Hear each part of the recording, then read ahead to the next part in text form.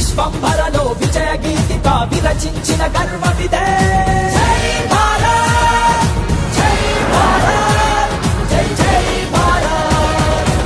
రానున్న పార్లమెంటు ఎన్నికల్లో కాంగ్రెస్ జెండాను ఎగురవేయడమే ఎజెండాగా ప్రతి కార్యకర్త పనిచేయాలని పరకాల శాసనసభ్యులు ప్రకాష్ రెడ్డి పిలుపునిచ్చారు. వరంగల్ జిల్లా గీసుకొండ మండలం మరియాపురం గ్రామంలో ఆదివారం నాడు గ్రామ తాజా మాజీ సర్పంచి బీఆర్ఎస్ సీనియర్ నాయకుడు అల్లం బాలరెడ్డితో పాటు భారీ సంఖ్యలో బీఆర్ఎస్ పార్టీ నాయకులు, కార్యకర్తలు పరకాల ఎమ్మెల్యే రేవూరు ప్రకాష్ రెడ్డి సమక్షంలో కాంగ్రెస్ పార్టీలో చేరారు. వారికి Congress party Warangal parliament in charge Katti Venkataswamy Congress party కండువాను కప్పి పార్టీలోకి ఆహ్వానించారు.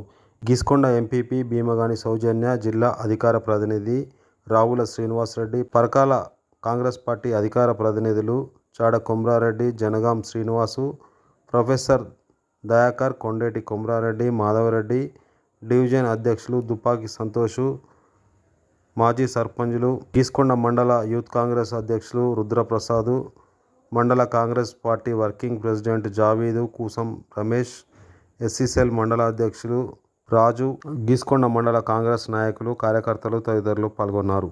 రేపు జరుగుతున్న పార్లమెంట్ ఎన్నికలలో కూడా మెజార్టీగా మనం పార్లమెంటు సభ్యులను గెలిపించుకోవాల్సిన అవసరం ఉంది. మన ఎజెండా ఒకటే, కాంగ్రెస్ జెండాను పార్లమెంట్ లో ఎగిరేయడమే మన ఎజెండా అనే విషయాన్ని మనం గుర్తుంచుకొస్తున్నాం.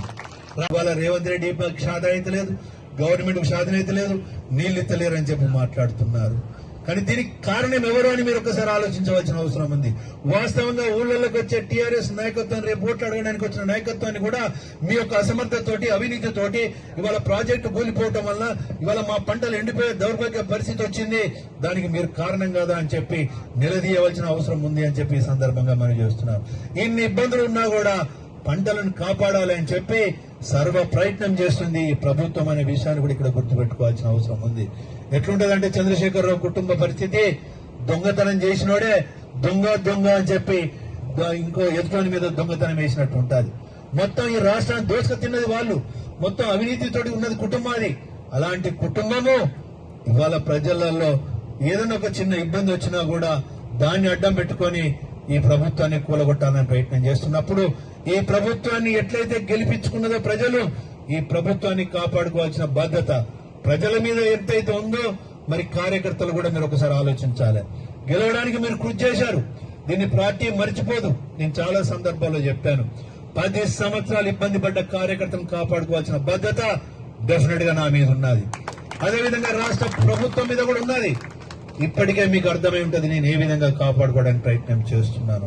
30వ తారీఖు వరకు వచ్చిన వాళ్ళను, కొత్తగా వచ్చిన వాళ్ళను మనం ఇంకో కేటగిరీ కింద తీసుకుంటున్నాం. దాని తర్వాత వచ్చిన వాళ్ళను ఇంకొక కేటగిరీ కింద తీసుకుంటున్నాం. ఎన్నో అవకాశాలు ఉంటాయి.